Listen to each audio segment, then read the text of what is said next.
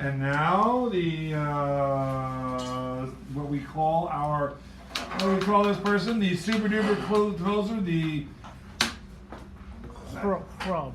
Yeah, the last word, which is Rob. Give him a round of applause. And we got Sharon, Al, Melissa, Jimmy, Owen, Miguel, Shem, and then the Rob closing it before we take care of these wonderful happy face prizes. All these happy face prizes just make everybody happy face and prize. Happy. Joy, joy. Hello there. This is brand new. This is called Unemployable. Did you ever hear that famous author interview? What would you be if not a writer? A flophouse bum. For without writing I am utterly unemployable. Self-deprecating or self-congratulating? The interviewer doesn't ask. But the audience smiles and nods, happy to believe talent is rewarded. One more bullshit mythologization. But for a writer, disdainful of games, intolerant of hoops, allergic to paperwork, crucified by conformity, for a writer with pockets that echo 2 weeks from rent time, unemployability is a gut punch, not a fucking punchline.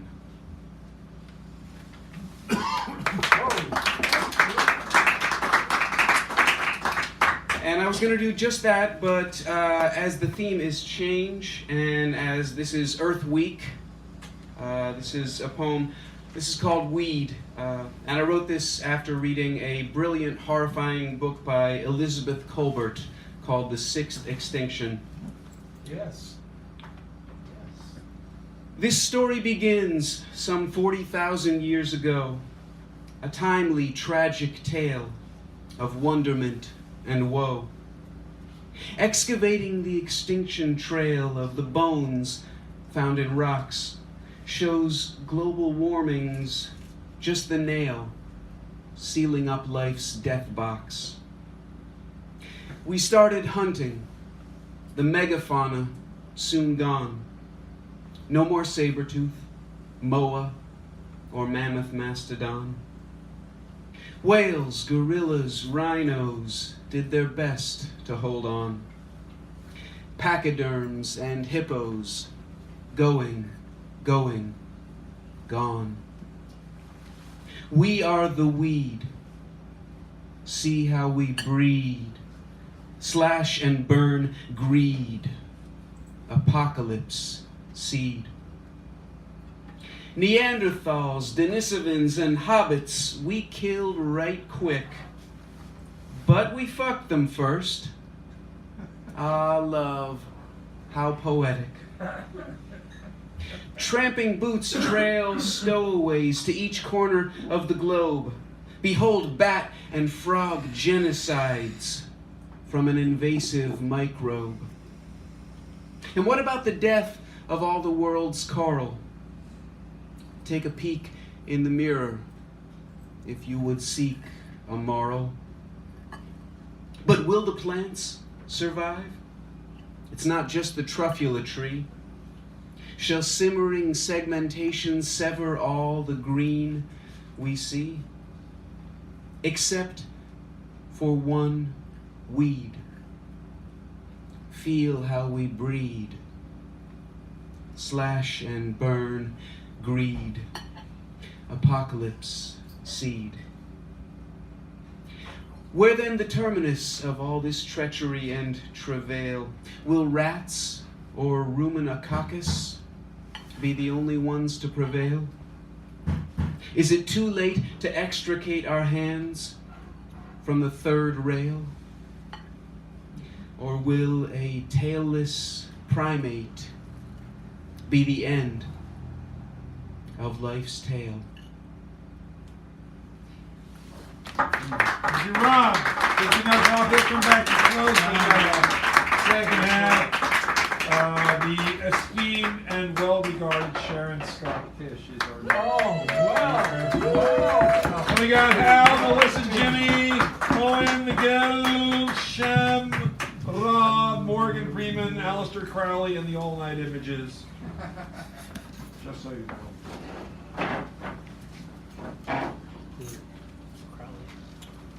The Broom Man in Tessie's new home, 1949. Mr. Wakefield was a nasty old man. He was blind and sold brooms. Each morning he would go through the neighborhood and knock on doors, peddling his wares. Never thank you, go to hell, nothing. He would fall often, and probably because he was drunk. The local ladies thought it would be a good idea if he got a dog. My grandfather and Mr. Turner put the deal together and got the dog. They did the paperwork. The day after it was approved, they took him to the training sessions. First they would help him dress, pour lots of coffee down him to sober him up. The dog, Tessie, was a beautiful black lab. Tessie was well trained. The big problem was Mr. Wakefield. He tried to lead instead of letting Tessie do her thing. Constantly tugging, cursing at her. The ladies were confident that he should not have his dog. Because we were very sad, the neighborhood children would sneak to the backyard to get a peek at her. His wife Ella would open the door and she would come and we could pet her. She was not a bastard, he was. The ladies of the neighborhood chastising him over his temper and the way he treated the dog. One afternoon, I heard the ladies having tea discuss what should be done about the dog. Someone said, call the dog catcher. No way, Miss Minnie. Over my dead body. Some other way must be out there. We can't let that bastard treat that sweet dog this way. A couple of weeks went by, nothing done, but lots of talk. The children were getting worried. One morning after the Wakefield's nasty visits, Grandpa said, I'm taking that dog. My grandmother said, no, Walker, you can't take her. They'll turn her back in. No way, I'm taking that dog. I said to him, Janice and I think that if Tessie ran away, whoever found her could keep her. He winked. A week later, when we went over to play with Tessie, Grandpa went with us. He went into the home to visit Miss Ella and took some strawberry velvet freeze ice cream, and they sat on the front porch and she served pound cake. And they had some coffee too. He discussed the issue with her about the dog, and she said, he's a drunk. He doesn't deserve that dog. Time to go. Grandpa comes to the back door with us. Then he goes around to the side. Miss Ella takes the tags off the dog and shoos her away. Grandpa grabs her. He's got a new collar in his pocket, and we walk off with the dog. We walk right over to our friend's home, and he's waiting for her. Grandpa says, she's yours. Here we go. There's Tessie, welcomed, tails wagging. In the house she runs, sliding on the wax floors. Mrs. Turner leads her to the kitchen, a new big bowl of dog food, a pretty red bowl with fresh water, and a big bone. As time went on, Tessie was retrained, and she rode shotgun with the guys on duck hunting trips. She was the best. She got older. She didn't go as often, but she was our dog. She was the neighborhood's dog.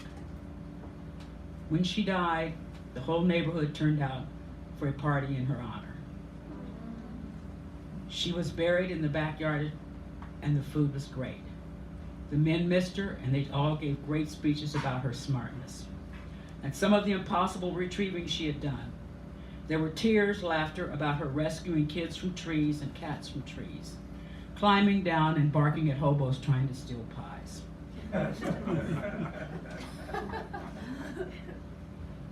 The kids, all senior citizens now, still pass the house and know that Tessie rests in peace, like the beautiful beast she was in a beautiful garden.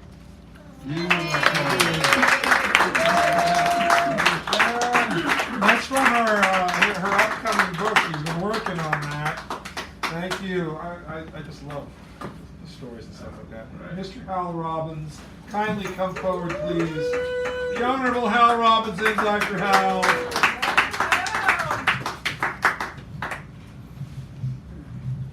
Let me just frame you there, buddy. There, you're Frame job, eh? Yeah, well,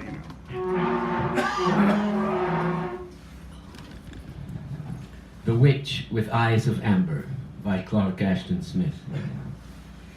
I met a witch with amber eyes who sweetly sang a scarlet rune, shifting to an icy laughter like the laughter of the moon. Red as a wanton's was her mouth, and fair the breast she bade me take, with a word that clove and clung, burning like a furnace flake. But from that bright uplifted bosom, when I touched it with my hand, came the many-needled coldness of a glacier-taken land. And the witch, with eyes of amber, vanished like a blown-out flame, leaving but a lichen-eaten stone that bore a blotted name.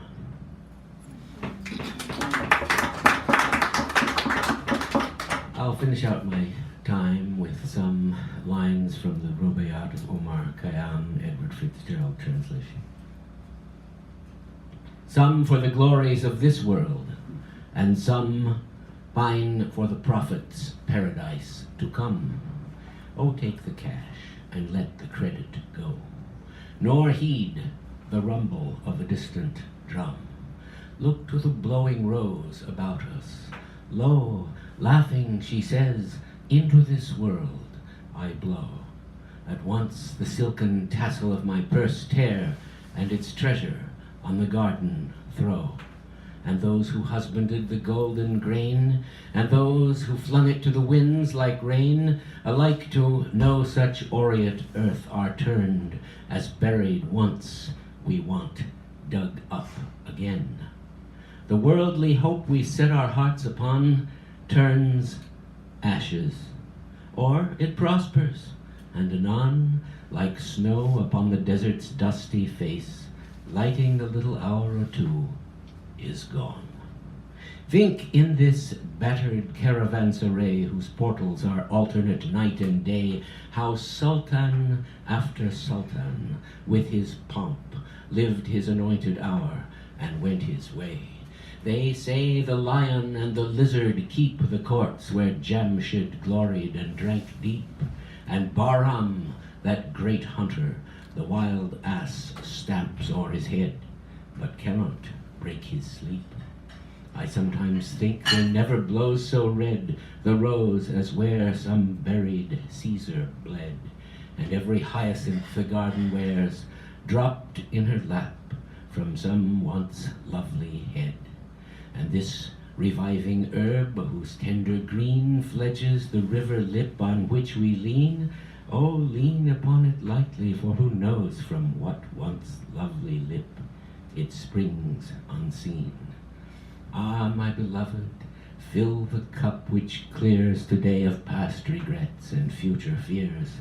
Tomorrow, why tomorrow I may be myself with yesterday's 7,000 years. For some we loved, the loveliest and the best, who from his vintage rolling time has pressed, have drunk their cup a round or two before, then one by one crept silently to rest. And we that now make merry in the room they left, and summer dresses in new bloom, ourselves must we beneath the couch of earth descend, ourselves to make a couch, for whom? Oh, make the most of what we yet may spend, before we too into the dust descend, dust unto dust, and under dust to lie, sans wine, sans song, sans singer, and sans end, alike to those who for today prepare, and those whom after some tomorrow stare. The muezzin from the tower of darkness cries, "Fools, your reward is neither here nor there." Hal Robbins, ladies and gentlemen. Mighty Hal Robinson. Robbins, rather. There you go. Thank you. All right, so we have Melissa Miller coming in. Give her a round of applause.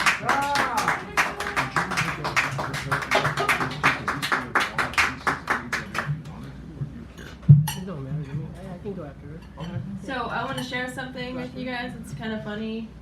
I ran into Alan Harris at a reading last Friday. I'm sorry. And he offered to give me a ride home, which was really nice of him. And so we're driving and we're talking, and I had no idea that you and Wendy were married. I had no fucking clue, and I've been coming here since June. That's so crazy. But I just thought that was so crazy. Oh, I'm sorry. I'm sorry I startled you. You said laughter and I laughed and I... It's so funny. Oh my god. Your funeral was funny. Yes. So, anyway, okay. So this is still a rough draft. I read it last week, but it's different. It's actually from a prompt from that book, Poem Crazy. I don't Yes. remember which feature woman was here, but she took the book and then she gave it to me afterwards, which was nice. So the prompt was to start your poem, My Real Name Is. Oh, yeah. My real name is Ancient, Extinct Beast. My real name is a counter-clockwork version of who the world says I should be. My real name is I am better off without you. My real name is rich, filthy, not moneyed. My real name is a flood of oxytocin, hard and sweaty beneath the sheets. My real name is some broken Herculean wishbone trickle of mishmashed word stuff. My real name is not a 0 or a 1. My real name is winged ice cream cones graffitied on gum-stained sidewalks. My real name is howling, running wild and barefoot with the dogs. My real name is transfixed by the sound of a wild snail eating. My real name is a cacophonous meditated orchestra.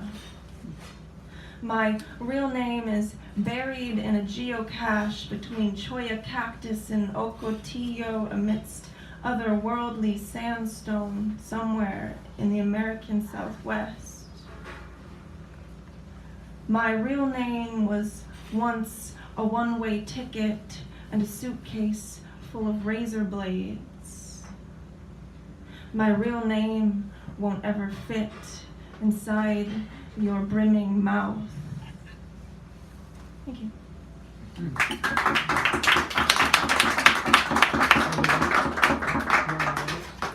Okay, I'll do one more, but you guys can pick. Do you want to hear a poem called Drink or The Echoing? Echoing drink. The echoing drink. Yeah. Bobbing for apples. Okay, hands for The Echoing Drink. and drink. That's really, okay, that's like kind of right down the middle. Okay, I'm gonna do, okay. I was gonna try and do them by memory, because I haven't done that before actually yet. Memories are I not don't know if reliable sometimes. I'm gonna try. This is The Echoing. 1. When I was a girl, my grandmother won the lottery. She took trips to Florida and brought me back gifts. A plastic toy alligator I played with in the bath, and a plastic baggie containing a starfish. The insert read, "Sea stars aren't really fish." And I dropped it, kicked it right under my bed, where my cat, Zephyr, immediately dove and ate it. 2. From my great-great-grandmother, I inherited the skull of a catfish shaped like a crucifix. When shaken gently, there is a rattle of calcium stones in the hollows where the ears once were. I remember perching it upon a shelf in an empty bedroom next to the fragile emerald carapace of a dead cicada and part of a squirrel jawbone, teeth intact. 3. I dreamt of a past lover again last night.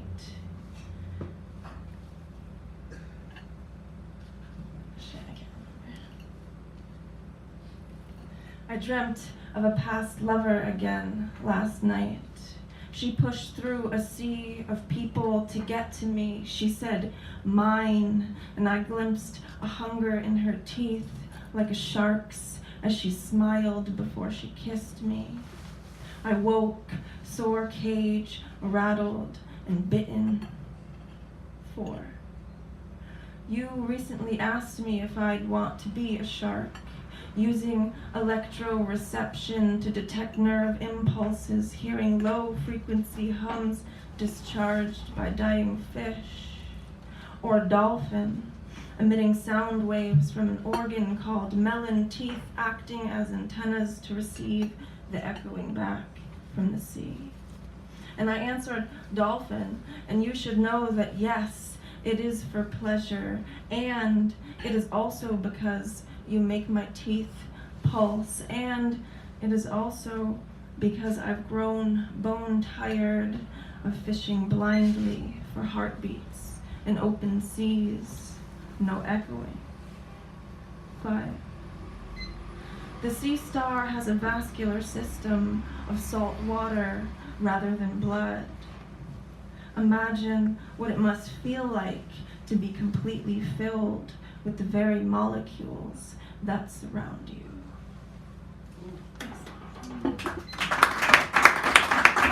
Can I do the other one? It's okay. I'm just like, yeah, Yeah, thank that's you. fine. No, that's Yeah, great. Thank you. Thank you, Melissa Miller, ladies and gentlemen. Always amazing. And now we're going to go to Miguel. Then we got Jimmy and Owen, then Shem, then Rob. Then we got these wonderful door prizes. The co-host, give them a round for being a co-host and brave at that. My anchor for the evening.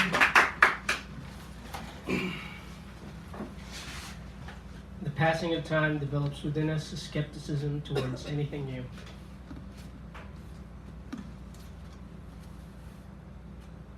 I'd like to request everyone to remain quiet for a while and close your eyes. And place your mind on an empty canvas and fill it with the happiest memories and thoughts that you have.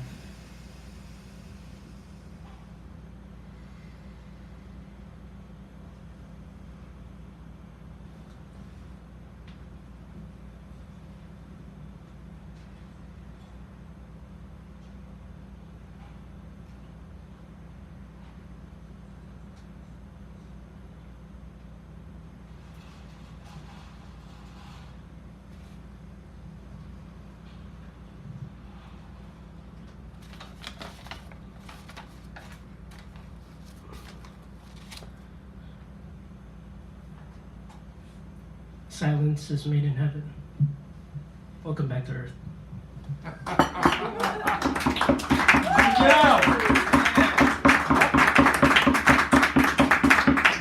All right, now, as promised, we have 2 minis this evening because of miscommunications, and it's all on my shoulders. So I'm going to blame him. He's not paying attention. He's naughty, so he doesn't know. That's good. So we're gonna have Jimmy come up first, then Owen, then we got Shem, and then our closer Rob. So Jimmy, come on up here. Do your duty to God, country, and whatever all else you want to call it. And then we got Owen. You're still gonna do your A. I got it. Okay. You're the mini that's also In honor of 50 years of war from 1968 to 2018. Oh, Jimmy, move the mic. Back. Stand like Oh, that. you want- There you go. That way we can have the field of green, and you look so good that way. Okay, is this great? Yeah. Television? Look at that. Never been on TV before. Okay. Hi, Mom. Give me shelter from the system. Grounded on a level playing sea, as they tend to point out to us each and every day, the sidewalks of our cities are the new asylums, sanctuaries, refugees, shelters and retreats for the insane, addicted, alcoholic, lost, destitute, depressed. And I never thought I'd wind up here. I went to NAM to become a hero, G.I. Joe. Now it's give me shelter, give me sidewalk, give me sitting space. As now I lay me down, these tired old bones downed out of the race. A place to rest, invisible, inviolable, and safe. A bed of cement upon which to sleep, dry as granite, warmed by sun, soft as bone. A slice of hard pan that I can call my own. 40 inches square, a page for my head, and a Colt 45 to cool it down. Would not be too bad to cool it before the dream lets me down. Where no prodding Steppenwolf can remind me of slaughter, brothers' spattered brains, flaming children running round the paddies, splashing up upon the ground through shifting fields of fire and whistling bullets, showers of torn up earth flying down in place of gentle rain, the deluge of death. Give me cardboard for my mattress. Give me spit shine and loathing in a piece of change. Give me T-bird dreams from high school where they taught me and caught me. A dirty gray-white MySpace, a small wad of calm. Give me peace, at last peace, or kill me soon. Of course, now we know so much better.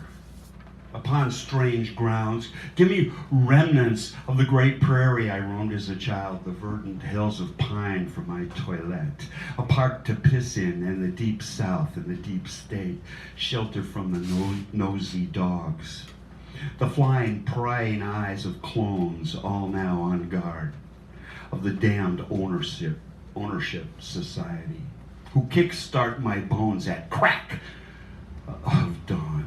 No sleeping at Macy's. Crack! The problems with the Mexicans is Mexico. Crack! Give me shelter from the system is the problem of my own, from controls. I'd trade in everything I ever thought I knew for a kind of peace of mind. The problem with Vietnam is all the bodies we could never find.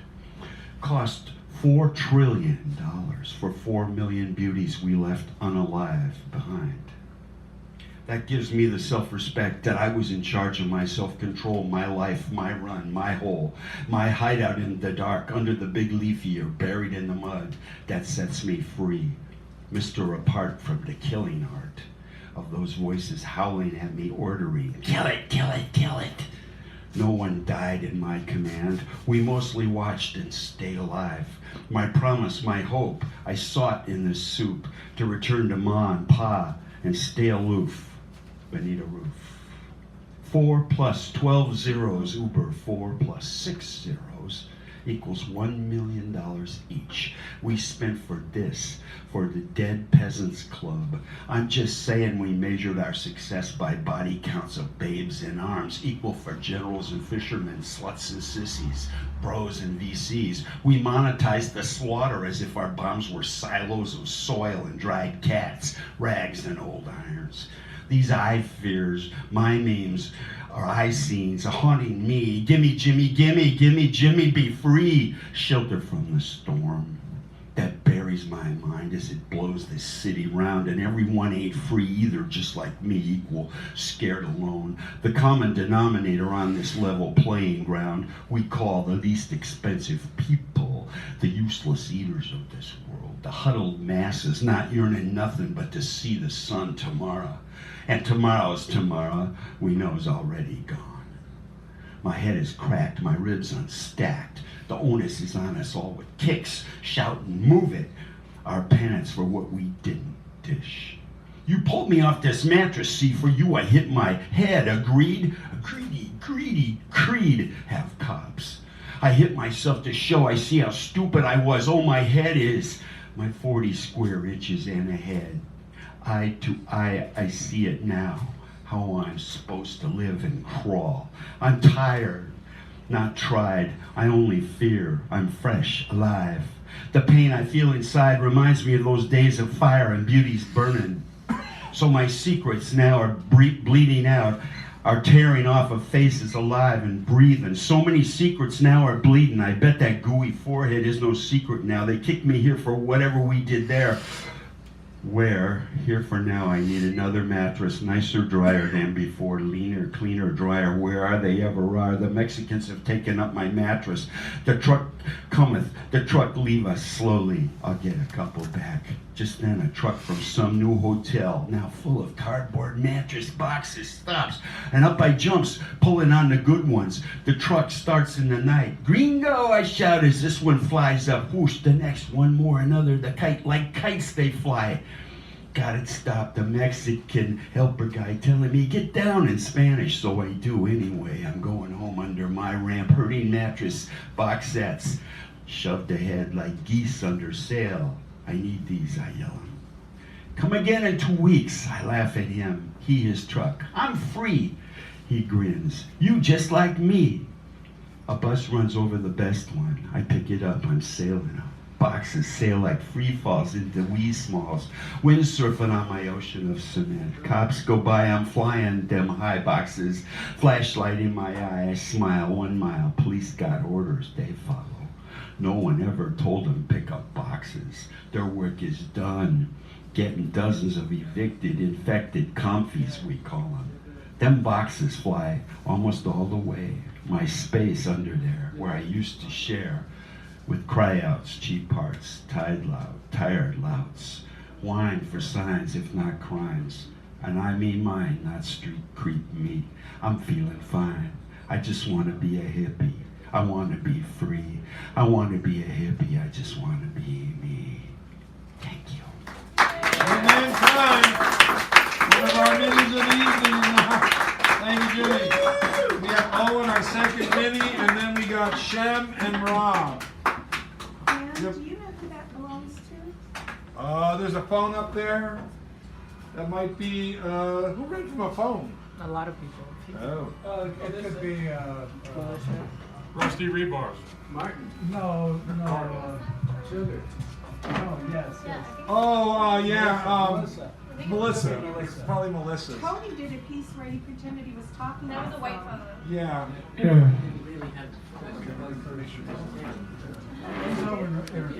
Can someone put it on her table? I think she's checking. I'll put it on All right, thank you. Yeah. Thank you. There we go. Thank you for the. I would have had no idea. I'd give him a round now that he's ready to go. Right.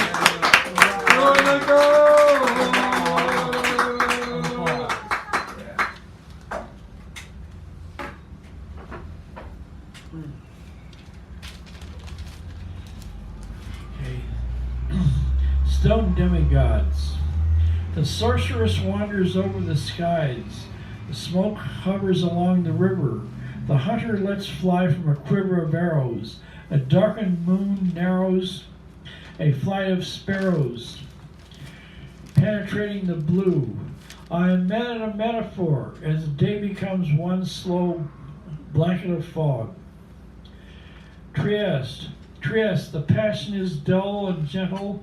The notes of the Spanish guitar are exquisite and far away.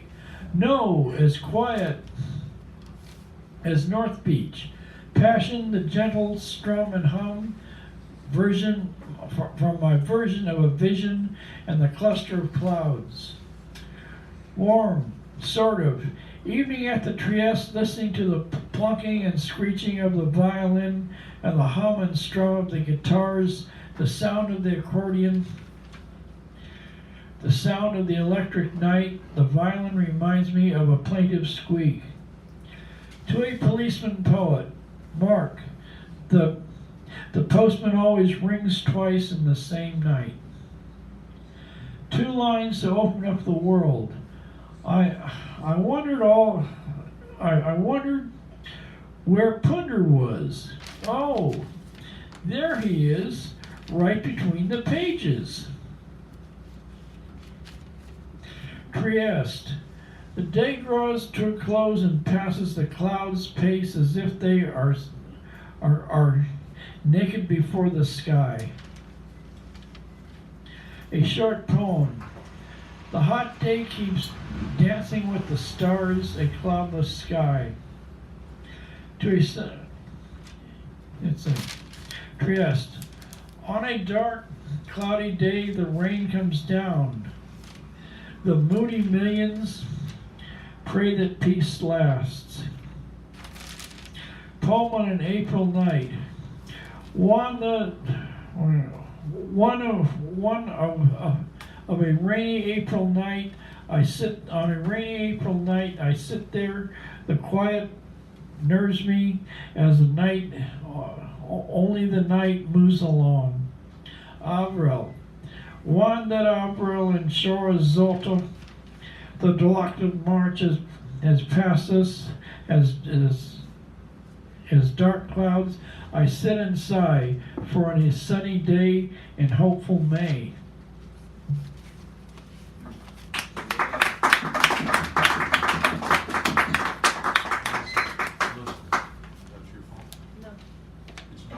I wonder if it's Tony's. That could be one. Okay, we'll figure that out then. Because he did read from one, we can try to figure that out. Sorry, Owen. Brainwashed. The gray sky that can last forever and forever. All day long, people outputting and dancing lightly in a curious combination of hockey and ballet or an amusement park ride. Frenchmen from Renoir and Syrah, almost affectionately bumping into each other.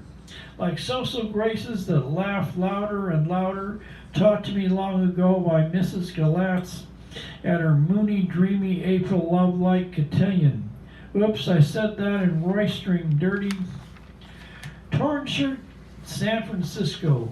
Men climbing up the clouds into the deadening silence of the sunny, stormy late afternoon.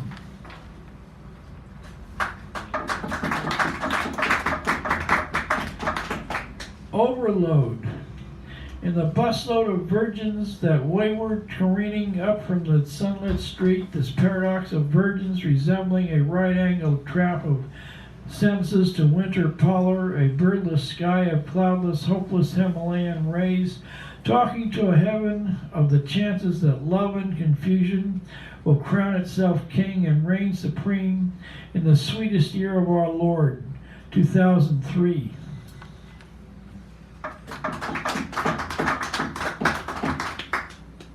I'm the man of imagination. I'm the man of imagination who sits atop a graceless telephone wire in a village in southern Alaska, in a village belonging to Osiris. I'm the man of imagination who flutters the wings of a small sparrow into the aloof smile of the wing of the condor. I'm the man of imagination turned into a speckled deer in a corner of the fleet-footed dappled forest. I'm the man of imagination who teaches every grain of sand on the seaweed-filled beach to cry open tears of pain for the slain blood of Abel, and who shouts barefooted to the flies sitting on the driftwood. I'm the man of imagination who's tried to turn the serene foam of the sea to the red-hot blot of the blood of man. I'm the man of imagination.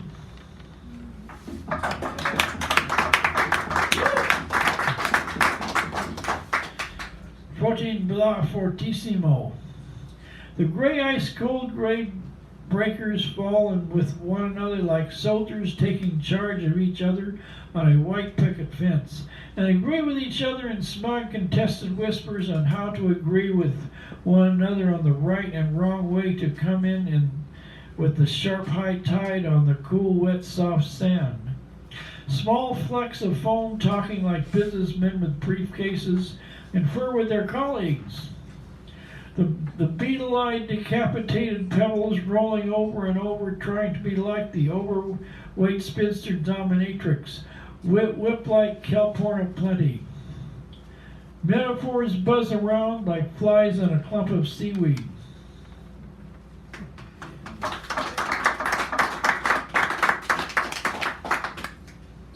You are a rinky-dink. Doug, boy, if I listened to a guy like you, I would see with my eyes, I could talk with my mouth, I could hear with my ears, I could swing my arms, I could walk with my legs. Doug, boy, you are a rinky-dink.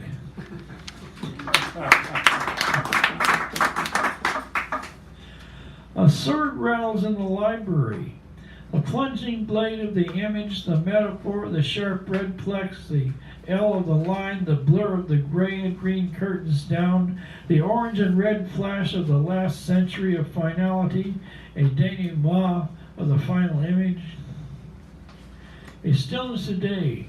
Once I was a Marine who sought salvation on Spyglass Hill, talking to churches and cathedrals left alone to themselves, white minarets and steeples, argue and chat politely as to who could talk and sing loudest to this their God. Thank you, Mr. Owen. I'll give you one more. Okay, one more. There we go. Mars and Scorpio. Dark gray clouds. Fair Paris dragged to the streets of Troy. The head of Agamemnon impaled on a pole. Brave Achilles sulks in his tent, sword and buckler hanging from the shadows of a dark sun, as a beautiful Jewish woman saunters into the library as a death-like old crone. The proud give their prosthetic apparati like a Trojan horse, and succeed in getting shafted like a nude flagpole sitter. Radical politics and war are caught from the same steel cape and are making the same scene. Death and mass confusion follow fair Prometheus to his island of aloneness and aloofness, talking like Auden in his cell of himself. Hey, thank you very much. Thank you, Mr. Owen Dunkel. Let's find our second video of the evening. A rare appearance. And now, the talent of Shem. Shem Korngold, why don't you come up here, give him a nice round. And we got Rob closing this up. We're going to take care of these Jur prizes, as we like to call them. Jur prizes. All right. Am I in the right place? Yeah, you are perfect. You're always in the right place. So this is kind of more like a rap. So it's actually something that I finished because my grandfather died about a year and a half ago. And so I sent it out to him as kind of a Kabbalistic meta meaning. So I called it Sephiroth. And I think I remember it all, but just in case I don't, I got it here. Okay. When the rhythm is right, like a prism of light, I come straight from the source with no shame or remorse. I burst forth full force like the flame of a torch in the night when I ignite. I bend bars with my voice. Free your mind and rejoice. I bend bars with my voice. Free your mind and rejoice. Like a prisoner might just have a vision of flight. A songbird sings to grow wings, shakes off the shackles of things, takes to the air released from all cares, hopes and dreams, free flowing through the bloodstreams that the breath of life brings. I bend bars with my voice. Free your mind and rejoice. I bend bars with my voice. Free your mind and rejoice. And though you may be dismayed or disgruntled when I show you the way to the light at the end of the tunnel, I hope you know I mean no malice when I get you open. So please don't trip if you cut your lip when you take a sip, because this chalice is broken. Take a sip from my broken cup and open up.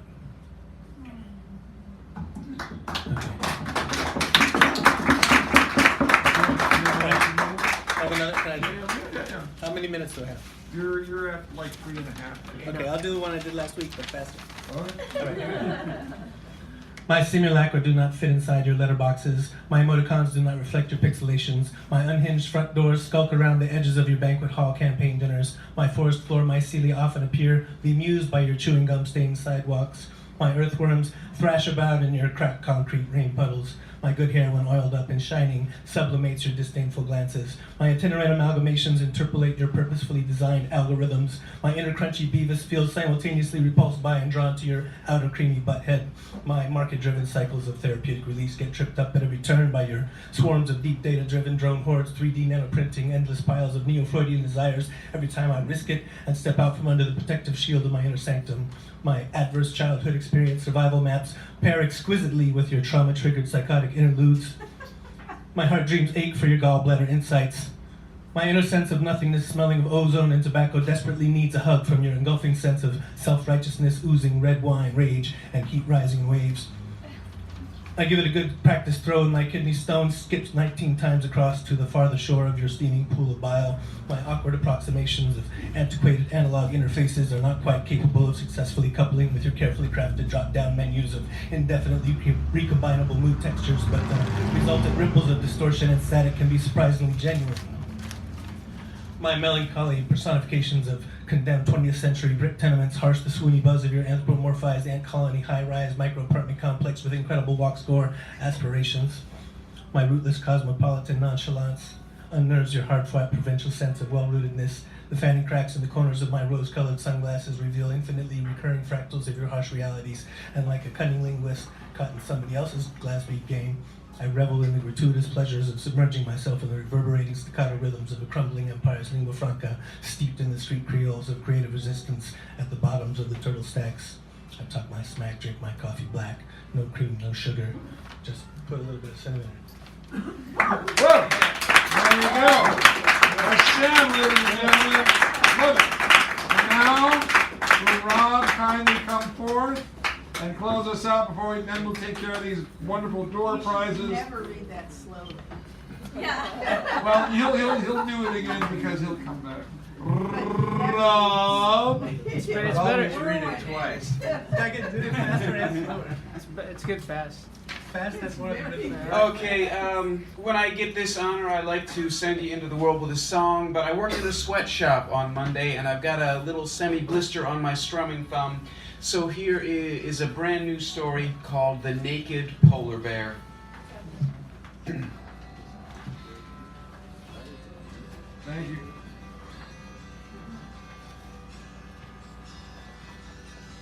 You gotta turn it off. Yes. You have to turn it off. There's somebody trying to do this. Yeah, okay. Well, you got the $4,000 for that print? Dude, that I gave you about 6 months ago. No. It's there over The there. music that you've got playing. Okay. To be quite honest with you, brother, it's like Just throw it underwater. Turn it off. Yeah, because somebody's up here. Oh, yeah. See, man. somebody's up here. Hey, you know what? I'll show let you be able. I didn't want you to shut up. I just wanted you to turn off your stuff. That's all. Okay, well, I've got like a CD ready for that print, dude. Okay. Maybe you can do it. Music. Yeah, well. Yeah. You're a musician. Yes, here we go. Right. To the wonderful strains that float through the air. This is The Naked Polar Bear. Merriwa the polar bear sailed across the sea on an iceberg. She was the last polar bear on the last iceberg. And she was naked. Of course, all polar bears are naked, as they don't wear clothes like silly humans, but she was even more naked than that. Because of the warm temperatures, all her fur had fallen off. She looked pretty funny without fur, just like you. Of course, you don't see how silly you look, because everyone you know has no fur. But go ask a gorilla or a bonobo what humans look like. Hairless cats. Merriwa, the naked polar bear, was hungry and tired. She'd been alone on her iceberg for a week. She was in walking hibernation, saving her strength. Her iceberg was small and growing smaller. There was only enough room left to walk in a circle. When the ice was gone, she would have to swim.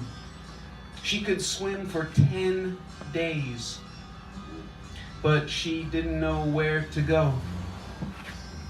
The following morning, she heard a splash. She looked up and saw a seal pulling himself onto the ice. The seal smelled Merwa, but he was too tired to swim away. His name was Gaspar, and he had been swimming for 6 weeks. He could have swum for 6 months if his belly was full, but he couldn't find any more food in the ocean. He closed his eyes and waited for those great bare jaws to close around his neck. But Merwa just pulled Gaspar all the way onto the ice. She licked him, and even though she had gobbled up hundreds of seals before, she was too sad to eat. So she lay down and pulled the exhausted Gaspar to her chest. They fell asleep together. An hour later, they awoke to the sounds of splashing. They saw a lifeboat approach, its 2 oars being paddled furiously. There was a lone human in the boat with torn clothes and wild eyes. She had been paddling for days, and the sun had baked her brain. She shouted to them, "Chrysanthemums! I need chrysanthemums! If I can extract the chrysanthemum with baby tears and 3 sticks of gum and splash it on the moon, the ice will freeze again. And then if I can get a tube of black salve and line my stomach with it, I can drink all the water in the world and filter the pollution out. I'll pee fresh ocean water. It'll work, it'll work, it'll work. Do you have chrysanthemums?" She had stood up and was waving her arms in jabbering joy. And just then, Mirjam, the last orca, burst out of the water, leaping clear over the lifeboat and grabbing the woman as she sailed past. They disappeared beneath the surface. When the water had settled, Merwa and Gaspar looked at each other, and then they climbed into the lifeboat, where they found 2 crates of sardines, which the woman hadn't eaten because she was a vegetarian. After a happy feast, Gaspar and Merwa took another nap together. Merwa awoke with a start. When her breathing settled down, she realized she wasn't in a lifeboat. She was in her very own den. And she wasn't naked. Nor was she cuddling Gaspar the seal. She was cuddling her baby twins. The iceberg and Gaspar and the babbling woman had all been a dream. She licked and fed her cubs, and then took them outside to play on the disappearing ice. Thank you, Rob.